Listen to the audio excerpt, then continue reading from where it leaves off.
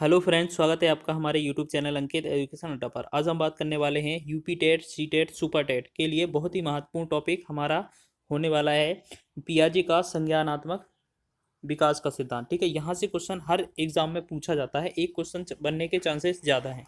ठीक है, हर बार क्वेश्चन बना है अभी तक, तो आगे भी बनने की संभावना रहेगी। अब इनकी बात करें, इन्होंने विकास की 4 अवस्थाएं बताई हैं। वो कौन कौन सी होती हैं? इंद्रिय जनित गामक अवस्था, जिस 0 से 2 वर्ष तक, या हम बोल सकते हैं जन्म से 2 वर्ष तक।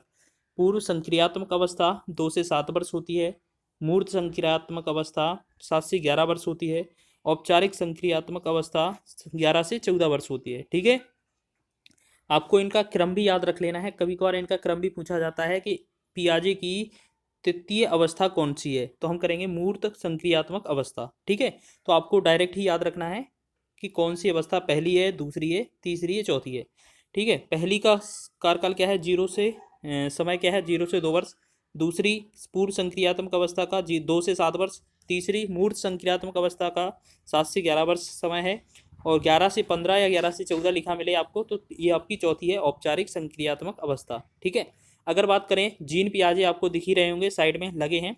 ठीक है, यहाँ पर अगर बात करें, ये कहाँ के मनोवैज्ञानिक थे? ये अमेरिका के मनोवैज्ञानिक थे। ठीक है, आपसे कभी कार पूछा जा सकता है। ठीक है, इन्होंने विकास की कितनी अवस्थाओं में बांटा था? तो आपको याद रखना है 4 अवस्थाओं में बांटा था।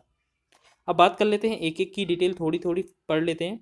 पहली है हमारी इंद्रिय जनित गामक अवस्था, जो जन्म से 2 वर्ष तक होती है। इसे हम संवेदी पेशी अवस्था भी बोलते हैं। ठीक है, संवेदी पेशी अवस्था। क्यों? क्योंकि इसमें वस्तु स्थायित्व का गुण पाया जाता है, इंद्रियों पर आधारित क्रियाएं होती हैं। या हम कह सकते हैं, इसमें जो बच्चा होता है वो इंद्रियों के माध्यम से सीखता है। जैसे अगर बात करें, देखकर, सुनकर, ठीक है, या स्पर्श करके सीखता है।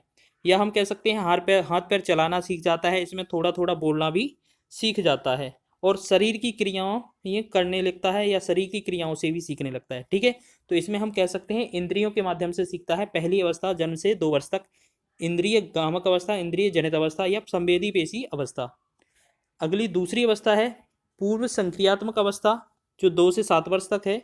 इसमें क्या होता है? भाषा कौशल का विकास होता है।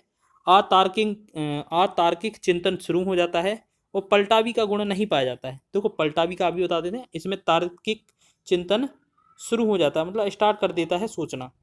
और इसमें बात करें, पलटावी का गुण नहीं पाया जाता है, इसका मतलब क्या है? इसमें आप लिखना सिखा सकते हैं। ठीक है, लिखना सीख जाता है, गिनती पढ़ना सीख जाता है, गिनती लिखना सीख जाता है। ठीक है, और जैसे हम गिनना या रंगों को पहचानना, ठीक है, रंग को भी पहचानना सीख जाता है। अगर आप बात करें, गिनती आपने 1 से 100 तक बच्चे को सिखाई है। ठीक है, अगर उससे कहोगे आप कि आप 100 से 1 तक गिनती सुनाओ, तो वो सुना नहीं पाएगा। या हम कह सकते हैं उसमें पलटावी का गुण नहीं पाया जाता है। 1 से 100 तक गिनती तो वो सुना देगा, लेकिन 100 से 1 तक गिनती नहीं सुना पाएगा। तो आपको याद रखना है, पलटावी का गुण किस में नहीं पाया जाता है? दूसरी अवस्था में। आगे बढ़ते हैं तीसरी अवस्था पर, मूर्त संक्रियात्मक अवस्था, जो 7 वर्ष से 11 वर्ष तक की होती है। इसे हम चिंतन की तैयारी का काल भी बोलते हैं। ठीक है, चिंतन की तैयारी का काल। अब बात करेंगे, इसमें व्यक्ति अतार्किक चिंतन पिछले में था। ठीक है, स्टार्ट कर रहा है, तार्किक अभी कर नहीं पाता है, बस अतार्किक चिंतन याद रखेंगे। अब इसमें क्या है? तार्किक चिंतन करने लगता है, अच्छा सोचने लगता है, तर्क लगाने लगता है बच्चा। और पलटावी का गुण पाया जाता है।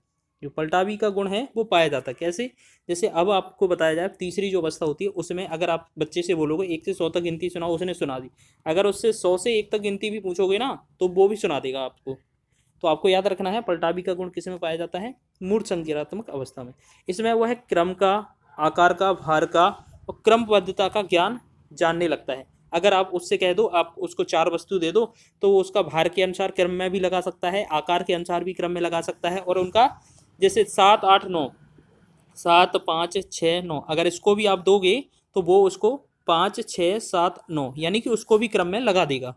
तो इसका ये गुण भी इस अवस्था में आ जाता है, तीसरी अवस्था में।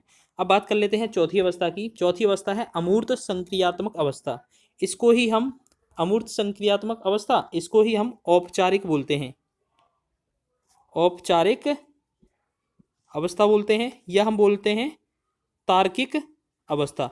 अब तार्किक का मतलब है, देखो इस वाले में 7 से 11 वर्ष वाले में बच्चा तर्क करना अच्छे से जानने लगता है। ठीक है, लेकिन तर्क का प्रयोग या उसका सॉल्यूशन वो हम लास्ट स्टेज में सीखते हैं। जैसे बात करेंगे अमूर्त संक्रियात्मक अवस्था में 11 से 14 वर्ष या 15 वर्ष आपको लिखा मिल जाएगा और यही आंसर होगा।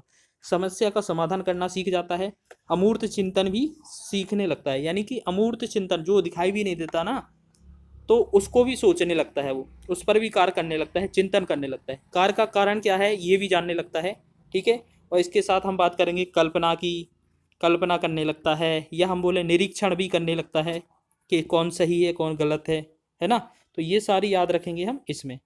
ठीक है, अगर आपसे क्वेश्चन पूछा जाए चिंतन स्टार्ट किस में होता है, मूर्त संक्रियात्मक अवस्था में। इससे पहले जो अवस्था थी हमारी, तो उसमें क्या करता था, पूर्व संक्रियात्मक अवस्था में वो अतार्किक चिंतन शुरू कर देता था। और चौथी जो है अमूर्त संक्रियात्मक अवस्था, उसमें वह चिंतन अच्छे तरीके से करने लगता है, यानी कि उसका दिमाग अच्छे से डेवलप हो जाता है। इस समय तक वो समस्या का समाधान करने में भी सहज हो जाता है, अमूर्त चिंतन भी सोचने लगता है, ठीक है, करने लगता है। अब बात कर लेते हैं इसके कुछ प्रश्न जो कि हर बार एग्जाम में पूछे गए हैं। टेस्ट क्वेश्चन की बात करेंगे। पहला क्वेश्चन है, विकास की पूर्व संक्रियात्मक अवस्था निम्न में से किसने दी थी। अगर बात करें पूर्व संक्रियात्मक अवस्था, यूपी टेट 2021 में पूछा गया है, जिसका पेपर 2022 में हुआ था। ब्रूनर का, स्किनर का, कोहलर का, पियाजी का। तो आपने देखा है पियाजी का था संज्ञानात्मक विकास का सिद्धांत, उन्होंने ही यह पूर्व संक्रियात्मक अवस्था बताई थी। तो इसका राइट आंसर आप आसानी से बता दिया। दूसरा इंपॉर्टेंट क्वेश्चन है, ब्रूनर की प्रतिबिंबात्मक अवस्था पियाजे के संज्ञानात्मक विकास की किस अवस्था से मिलते हैं। यानी कि ब्रूनर ने भी अवस्था बताई थी और पियाजे ने भी अवस्था बताई थी। इन दोनों में समानता किस अवस्था में मिलती है वो बताना है था आपको। ठीक है, ये आपको कमेंट करके बताना है किसमें। चलो मैं भी बता देता हूँ, इसमें आंसर होगा पूर्व संक्रियात्मक अवस्था। ठीक है, अब आगे बढ़ते हैं हम अगले क्वेश्चन की ओर। अगला क्वेश्चन है हमारा, पियाजे के अनुसार संज्ञानात्मक विकास की तृतीय अवस्था निम्न में से कौन सी है। यूपी टेट 2018 में पूछा गया क्वेश्चन है। तीसरी अवस्था कौन सी है आपको कमेंट करके बताना है। आपको सारी ही अवस्थाएं नंबरिंग से बताई गई थी, इसका आपको कमेंट में आंसर देना है। तीसरे का आंसर आपको कमेंट बॉक्स में बताना है। ठीक है, अब आप देख ही सकते हैं 2018 में ये क्वेश्चन पूछा गया था, और 2019 में ये वाला क्वेश्चन पूछा गया था, और 2021 का क्वेश्चन ये पूछा गया था, और 2020 में पेपर हुए नहीं थी कोरोना की वजह से। ठीक है, तो आप देख ही सकते हैं कि हर बार एग्जाम में यहाँ से क्वेश्चन बन रहा है। ठीक है, तो आप देख लीजिए। तो तीसरे का जो क्वेश्चन का आंसर है वो आपको बताना है कमेंट बॉक्स में। मिलते हैं नेक्स्ट वीडियो में।